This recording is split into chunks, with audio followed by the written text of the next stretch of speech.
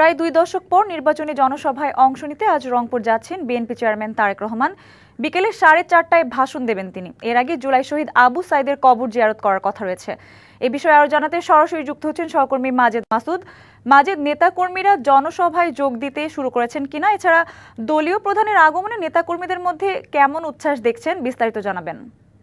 সঞ্জিদা, আপনি নিশ্চয়ই জানেন প্রায় 2 দশক সময় পর কিন্তু তারেক রহমান রংপুর অঞ্চল সফর করছে। ফলে রংপুর বিভাগের যে 8টি জেলা এবং এছাড়াও যে 10টি রাজনৈতিক জেলা রয়েছে, প্রত্যেকটি জেলা, উপজেলা, ইউনিয়ন থেকে শুরু করে ওয়ার্ড পর্যায়ের নেতৃবৃন্দ পর্যন্ত তার এই আগমনকে ঘিরে উচ্ছ্বসিত।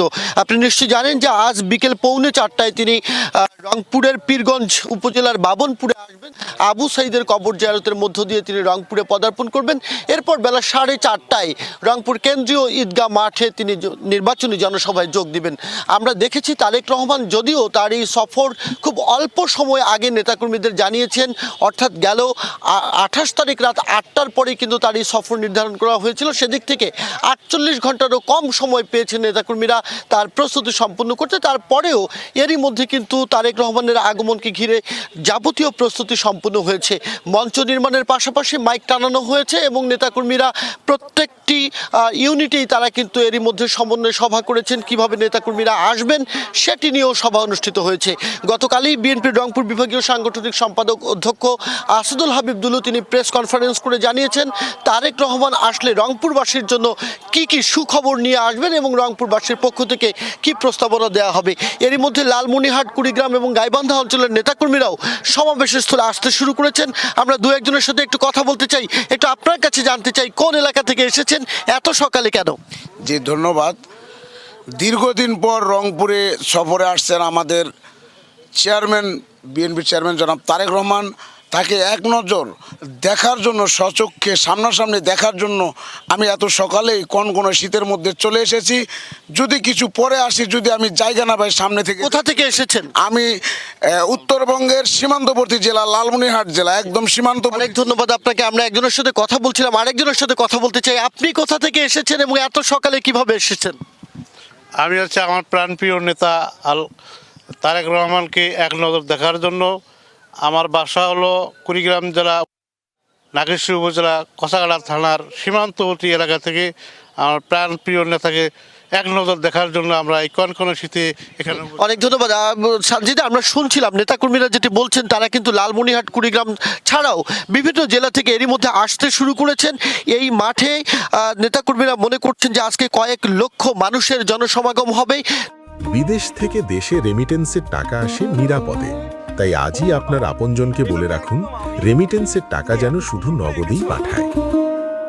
নেতাকর্মীদের উপস্থিতিতে রংপুর মহানগর যেটি রয়েছে এবং জেলা শহর যেটি রয়েছে তাদের পদভারে প্রকম্পিত হবে।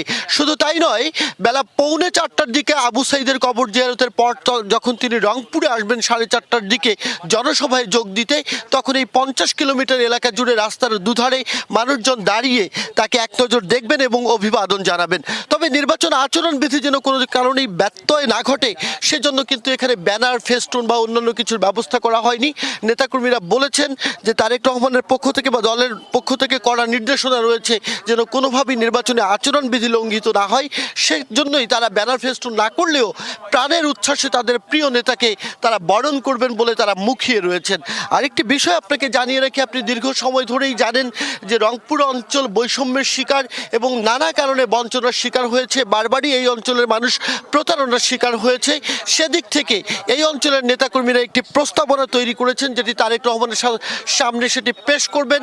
বিশেষ করে তিস্তা মহাপরিকল্পনা, এখানকার বেশ কয়েকটি স্থলবন্দর যেটি আসলে অকার্যকর বা বন্ধ হয়ে রয়েছে সেই স্থলবন্দরগুলো চালুকরণ, একই সাথে কৃষিভিত্তিক শিল্প প্রতিষ্ঠান গড়ে তোলা, গ্যাস সংযোগ দেয়া এবং এখানকার স্বাস্থ্য শিক্ষা ব্যবস্থার উন্নীতকরণ সহ বেশ কিছু আসলে তাদের প্রস্তাবনা রয়েছে।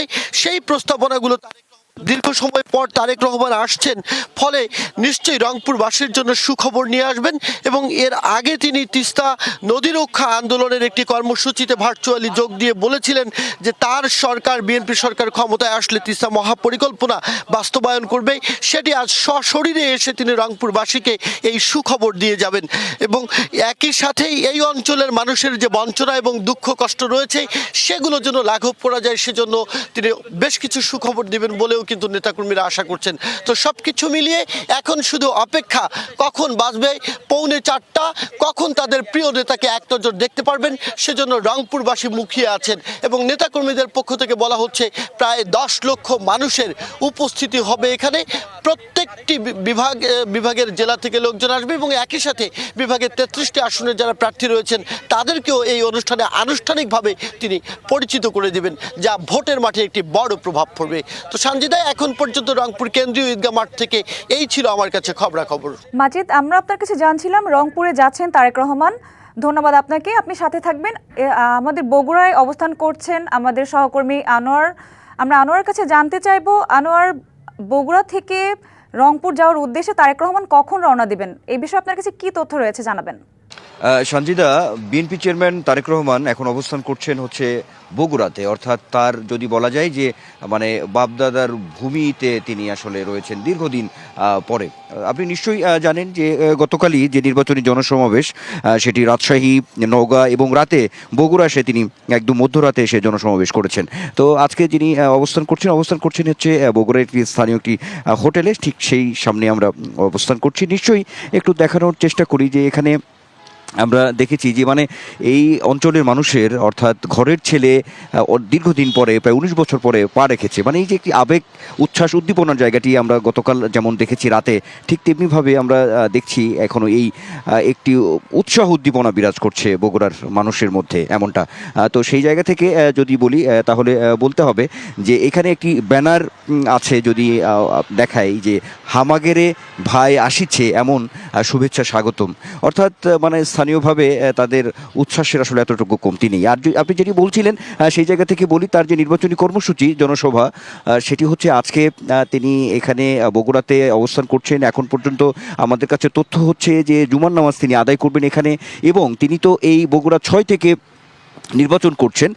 তো একটু তথ্য আছে, এখনও অনানুষ্ঠানিক, যদিও কর্মসূচি আমরা সুনির্দিষ্টভাবে এখনও পাইনি, কিন্তু অনানুষ্ঠানিকভাবে যদি বলি তাহলে বলতে হবে যে একটু ছোটোখাটো পথসভা, একটু ক্যাম্পেইনের মতো করার হয়তো একটি তথ্য এখন পর্যন্ত আছে। এবং তার যে পৈতৃক ভিটা এই বগুড়াতে, অর্থাৎ বগুড়ার যে গাবতলী উপজেলা, এবং সেখানে যে বাগবাড়ি, যে তার যে শহীদ প্রেসিডেন্ট জিয়াউর রহমানের যে অর্থাৎ বাড়ি, তো সেখানে তার যাওয়ার একটি সম্ভাবনা আছে এখন পর্যন্ত, আমাদের কাছে একটি তথ্য আছে।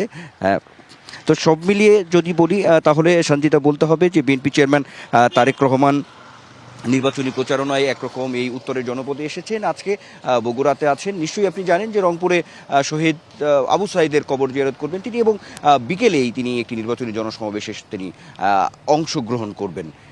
এমনটাই হচ্ছে আমাদের কাছে সবশেষ তথ্য। সঞ্জিদা।